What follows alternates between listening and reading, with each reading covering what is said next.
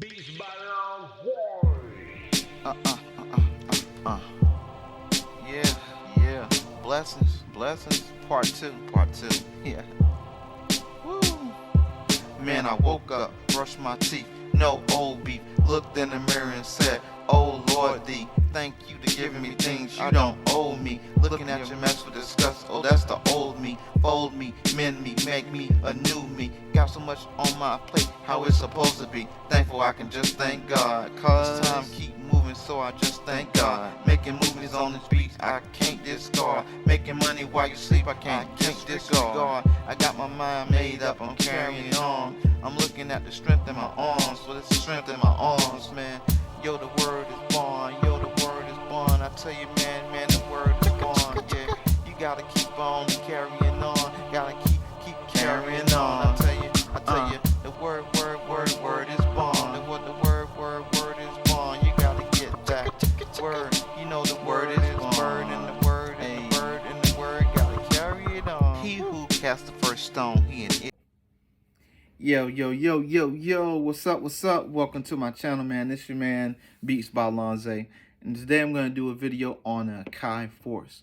There's been a lot of talk about the Akai Force and how people are using it, and whether you should buy the Akai Force. Now, I'll tell you, if you're on the fence about whether you should have the Force and you have the MPC Live 1, the MPC Live 2, the MPC 1, MPC X, you have any of those in that family, and you are just on the fence of whether you should own the Force, check this video out, and maybe this will help you in your decision on whether you should spend the extra bread to get you the Akai Force. So without further ado, check out this video.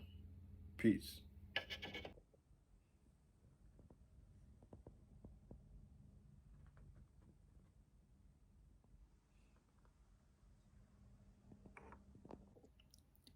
Yo, what's good? Hey, I'm doing this quick video on the Akai Force. So little history on me. I've been a MPC Live 1, MPC Live 2, the MPC actual 1. I had that for a little bit, but it was like too entry level for me, so I got rid of that. MPC X and MPC Renaissance. I'm late to the party on the MPC Renaissance, but I started, my first MPC I had was MPC Live #1. So on a Force, man, I already had a little bit of background on how to run a couple things on the Force, such as the preference menu, where you have your navigation and your pad mixer, arrange, sample, edit, all of that stuff, where you can sample, your you can see what samples you brought in to work with in your files and all that stuff. And also, in the browser, where you can see all of your expansions and your places where you got all your particular sounds at. So I was already familiar with that. So the thing that I really wanted to get out of the Force was that I could see the arranger. And so if you can see right here, and all of the freaking the rows of the tracks, you can see where you can put individual tracks on for each place that you launch. So whenever you got your song and you're designing your song, you can have a plugin, a drum kit, another plugin, up to 8 across the top. And then you just build your song from intro to verse to hook, verse, hook, verse, hook, however you want to do it. And then you just simply, when you play it, you launch which part of the song you want to arrange first. And that stood out to me. Now, previously, before I was an MPC user, I came from the Native Instruments, and so I had the Native Instruments, the Jam, also had the MK2, and the Studio, the Machine Studio. So I started out on that, and the thing that I got into last was the Jam, which the Jam is pretty much, let me see if I can grab it real quick. the jam is pretty much machines force, but the jam came first, of course, and it's in the lineup of Ableton. So, I think they had something going on with Ableton, but yeah. So it has the same setup, but you had these freaking strips on each track, and I like the jam. Still use the jam, still use machine, but for my time that I'm working, I'm working with the MPC. So with all that being said, things I like about the Force. I had to watch a couple videos to see other users of how they use it and how to work some of the functions. There's a lot of shift and then going to your secondary motion in some of these ways to work in the Force, such as like you have to hit shift to go into the quantized length, uh, automation, metronomes, um, all of that kind of stuff. And then there's additional ways to move um, your sounds into, such as like how many bars you want on each clip. Uh, so those kind of things. But the biggest thing that I love about it is that you're able to go into the arranger modes and play your song and record it into the arranger, which is pretty dope. And then while you're playing in the arranger on real time, you can write in your automations. And each one of these knobs, which is another 8 knobs for each individual, you can either make it for each individual clip row of clips, or you can make them individually to do different automations. So those 8 different ones, you're able to like bring in a intro or fade out an intro, or put some automations and different sounds and things to make your plugins drift, or whatever, fade, or whatever you can think of, your mind can think of. That's what these buttons can do across the top. So you have a launch button, as you can see on this side, for every single uh, row of tracks that you got. Like I said, so if you want to start out with your intro, you got your launch, and then you come to your next one. And this is just how I have this one built up. And then as I play around with different sounds, either adding stuff or removing sounds, you build up your song that way. And then it is just as simple as you going into your project and um, exporting your project out into a audio mixdown, where you can save it as a WAV file, MP3, or FLAC, OGG. Uh, I always look at OGG as like original gangster grills or something like that, but that's not what it stands for. But anyway, MP3, export it out, and now your song is mixed all the way down from start to finish with all your automations in it, and you can shoot that out to your freaking to your people who's looking to buy your beat. And then also on top of that, you can also separate your tracks and export your separate tracks, and then those are your stems, and then you can send those stems off as well. So that's how that freaking works, and it's pretty self-sufficient and self-explanatory when you're working. uh you have the top portion up here, where when you're dealing with things that are on the screen per se, a lot of your buttons that you'll press will be here, dealing with the intricate portions of the screen. But then when you're dealing with down here, pretty much your buttons down here are here to help more or less with what you're going to play down on all these buttons. So when you have here, you have notes.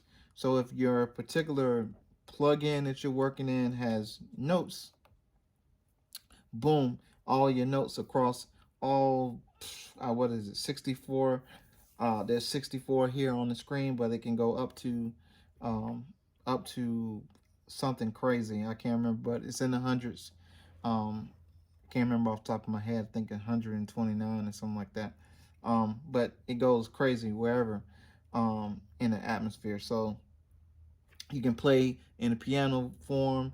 You can play in a chord progression. You can play in a note progression. You can play everything. You can sample up to however many pads you can see, plus, plus, plus, plus. So I can have 64 different samples on one pad, which is pretty dope. Then you also got the step sequencer, so that you can actually record your song in a step sequencer. And so when the step sequencer comes through, see that? And whatever sound you picked, it'll automatically record in the step sequencer in time. You gotta know a little bit about step sequencing, and that's easy once you spend time. So the basis of this video is to tell you that, hey, if you are an MPC user and you want to expand your horizons, the Force is where you should expand your horizons in. Is a step to get, if you have freaking music block, or you have writer's block, or a beat block, the Force is another creative way for you to um get out of that block, because it's going to force you to think. I like that. Akai Force. It forces you to think about how you're going to arrange and how you're going to produce and put your song together. And me, as a hip hop R&B producer, this is really a way to step out of my comfort zone, of just chopping and making chopping beats in the MPC Live. So this, you can still chop beats the same way. Um, it's just a little bit of a learning curve that you have to do um, to figure out what each one does. Like, see, here's your 16 pads that you would have on your MPC. If you can see here, 16 pads that you have right here, your 16 pads is right here. So when you're into that particular screen, your 16 pads are here. And then the crazy thing about it is that if this is my kick drum and I press note again, see, my 16 is still here, but then you have velocities over here. Um, so if you want to, uh, the velocities is at the top, actually, where your sounds can either go from low to high to different pitches. Um, and so you can have like your original sample can go la la la la, but then when you click up here, it goes up the scale, la la la la la la la la la la la, all the way up. And then here, like if you just wanted to have the regular kick drum here, and it's boom boom boom boom boom, and if you want to just play it out, boom boom boom boom boom boom boom boom boom boom boom boom boom boom, from here without having to press that one button, you have these 16 buttons over here that will do specifically just that. Or you can actually go in and program each individual button to do certain different things. I hadn't got that far into it, programming all of the freaking buttons, because that's crazy. But eventually, that's where you want to get to.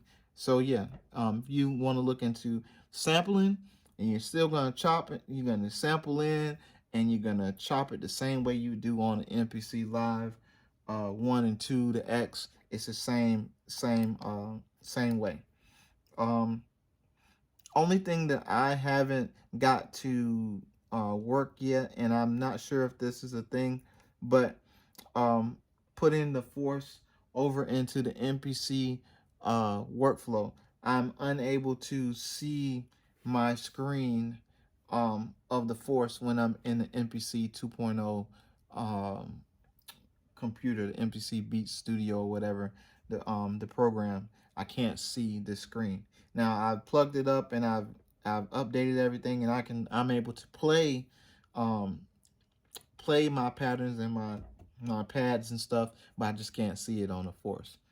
So then maybe that's a update that's coming in the future, or maybe I'm just messed up, but I'm hoping to see that. Don't kill me in the comments about that. I don't know, but as far as if you're on the fence about whether you're gonna buy the Force, buy the Force. Um, is a great machine. And just like the MPC X and the MPC Live 1 and MPC Live 2, I also have external hard drive in the back and the bottom. Then I have in the front the SD card. Same way all across the board on all of my machines. The Live 1, the Live 2, the X, and on the Force I have all of them. I have freaking hard drives in them, and all of them I have SD cards for each individual one of them. And so from machine to machine, only thing I take is a freaking hard drive with me, an extra hard drive that has all my other expansions and stuff on it that, you know, in my sample libraries, so that I can have additional stuff that I don't have to keep on each machine. I can have it in one hard drive and rock that way. So if you have any questions, leave them in the comments. I'll get back to you as soon as I see those freaking comments. I'll try to answer as many questions as I can. If I don't know the answer, I will get the answer to you. And so, um, without further ado, thank you for joining me on this video on Akai Force, and appreciate y'all. This is your man DJ Zay Smooth, Zay Beats by Lonza, Lonza, whatever you know me as. Signing out. Peace.